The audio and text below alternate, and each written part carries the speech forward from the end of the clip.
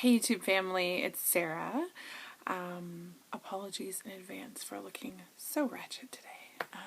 I had to cover up my crazy post-gym hair with my beanie because it wasn't good. I'm looking rough because I'm kind of feeling rough today. I don't know what it is. I don't really feel sick, but I worked out this morning and it just totally drained all my energy and I just don't feel like eating. I don't feel like doing anything, but I wanted to make this video and get this up today because today starts a massive, crazy cornucopia of videos from me, probably 10 solid days of at least one video a day leading up to my 1-year surgery. So yeah, but this one is a continuation of the pre-op videos that I've been doing, or videos for pre-ops, I guess. And actually I had a bunch of ideas and videos that I wanted to do, and so I'm going to keep those kind of in my back pocket, and I'll do those videos at some point as well.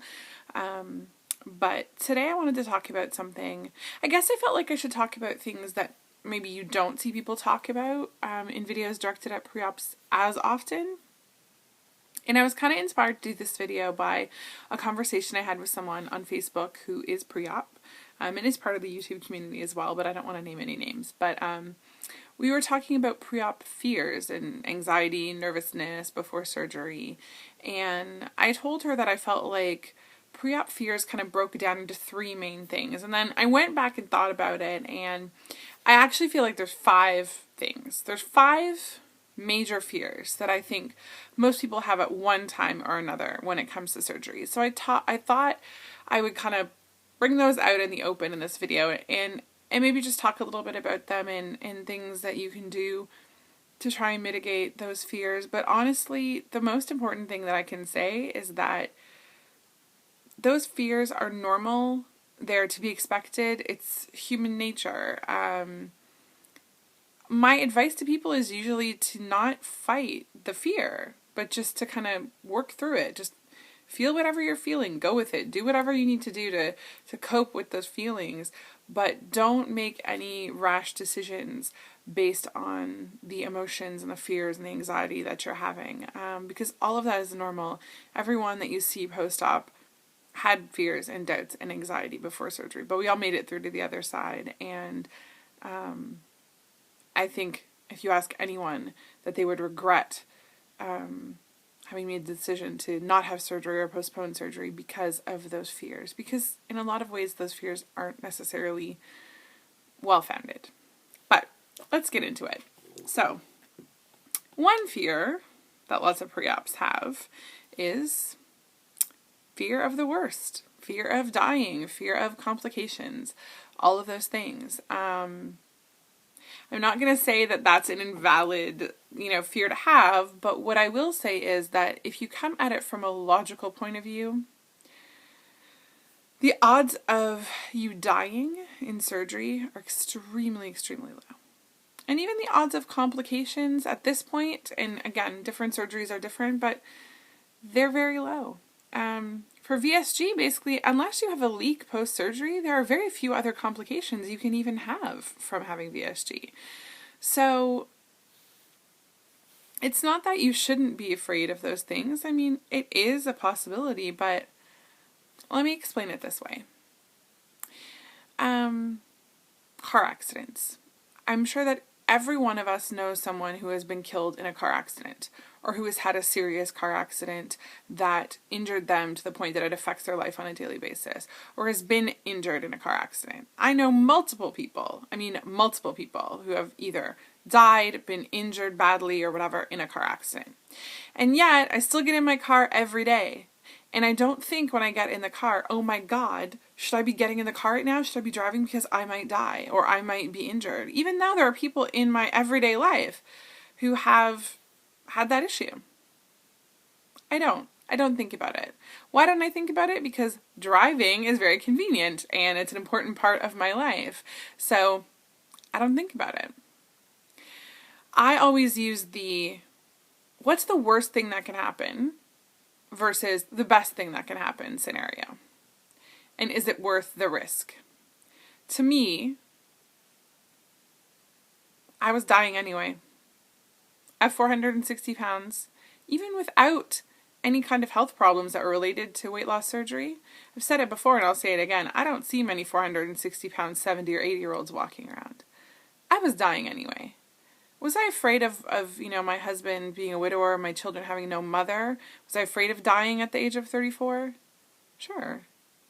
But I also knew that the possibility of that happening was so small compared to the possibility of me improving my life and improving my health and extending my life with my family. So for me, it was a no-brainer. It didn't necessarily make me less nervous about it, but from a mental point of view, I could definitely convince myself that that fear was just a natural reaction and was just something that I was going to have to deal with. But it wasn't a fear that I needed to act on. I didn't need to say to myself, well, that's it, I'm not going to do this because I'm afraid of dying or I'm afraid of having complications. So I think that's something that you need to weigh too, is it's okay to be afraid and it's okay to have that emotion, but it's not necessarily an emotion that you need to act on. It's kind of like things you think versus things you say. We think lots of things. We don't have to say them all. And that's kind of the same way I feel about fear when it comes to things. So I know that that's, pretty much everyone goes through that one.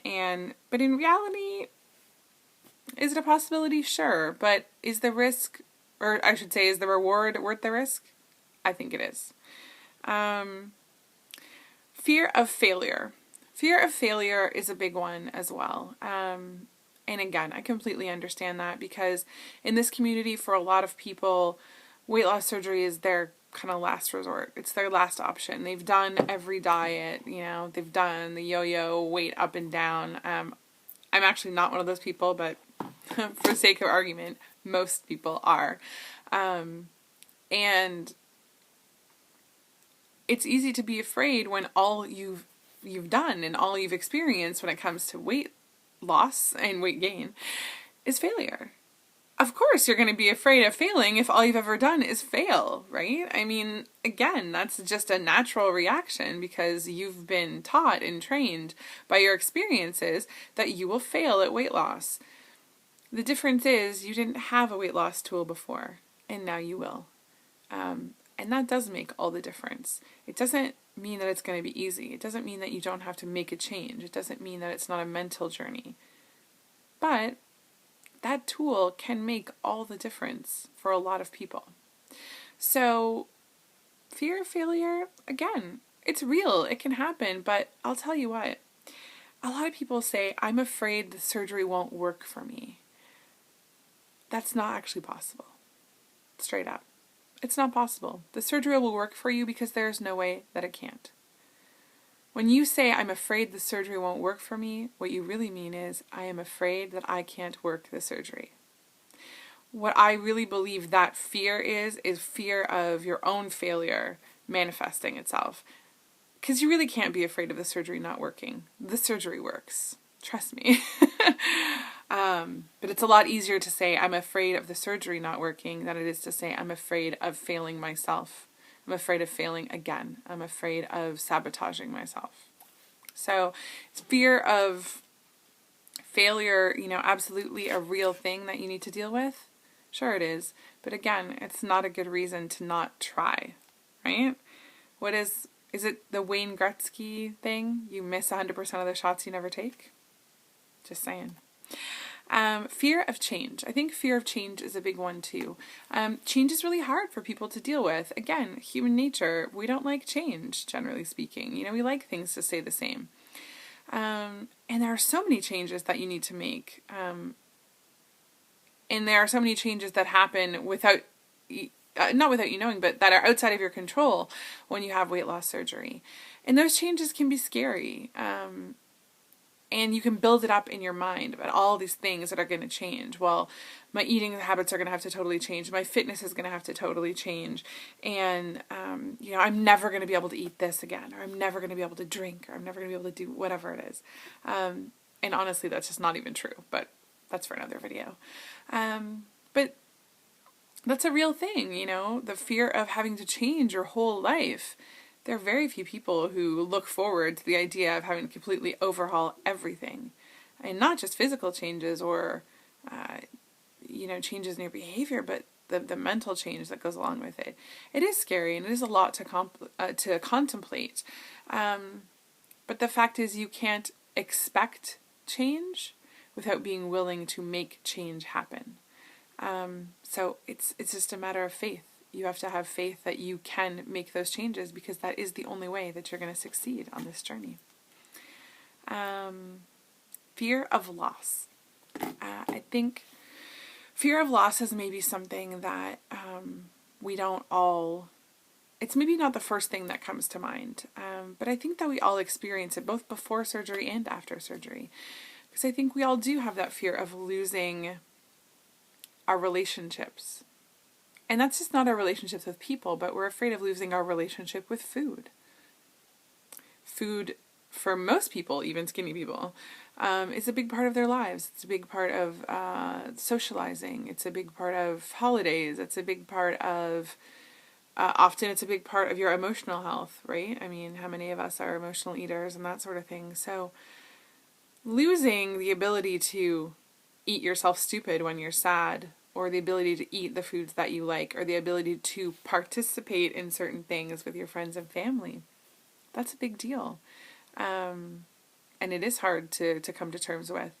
And then, unfortunately, as we all know, a lot of people go through loss when it comes to relationships in their life, whether it's their spouse, or, significant other, whether it's friends, whether it's an altered relationship with family. There definitely is a lot to lose post-weight loss surgery, for sure. But I would say that, your relationship with food, again, it just has to change if you want change to happen. If you don't want to continue to be overweight, that has to change. You have no choice. That's a loss that you have to accept. And when it comes to friends and family and relationships, it's not a one-sided thing. It's not just about you.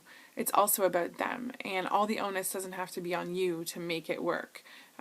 Sometimes it's something you need to work through. And just as it can be hard for you to come to terms with the new you, it can be hard for your friends and family to come to terms with the new you too. Like a lot of things, time is required in a lot of cases. But sometimes you realize that the way that you allowed people to treat you, the type of relationships that you were in, they weren't healthy for you. But you didn't have the fortitude or the self-worth to recognize or to end or to change those relationships. So it's not always a bad thing, and it's not something that you need to necessarily be afraid of, but something that you just need to be aware of. The very last one is something that I struggled with a lot because it's not something I deal with very well, and that's fear of the unknown. I think that a lot of the fear that we have is, and a lot of the reason that as a pre-op you're on YouTube, and I was on YouTube watching videos, is you're afraid of the unknown. You don't know what it's going to be like, and you can't really be prepared for what it's going to be like until you're in the situation.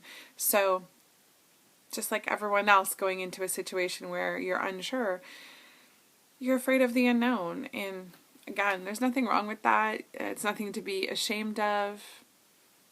Anyone would feel awkward in a situation where they just aren't sure how they're going to deal with things and where all these other fears come into play. For me, the fear of the unknown was the worst part because I am someone who likes to be in control of every situation. I like to go into things knowing exactly how things are going to play out and having a plan for every single iteration of whatever's going to happen. And that just wasn't possible for me. And I had a lot of I don't know, I'm trying to pull out a good psychology, like cognitive dissonance, I guess. I don't know what you actually call it, but I had issues trying to come to terms with that, trying to come to terms with doing something that was so, it wasn't outside of my control. A lot of things are obviously within my control when it comes to my journey, but where there were so many things that I just couldn't anticipate and wasn't sure about. So I guess the final message for me with this video is just that, you need to know that the fears, the anxiety that you're having, they're 100% common, normal, expected. Feel them, do whatever you need to do to deal with them, but then let it go. Because letting go of those fears and conquering those fears is where the magic happens on this journey. Love you guys.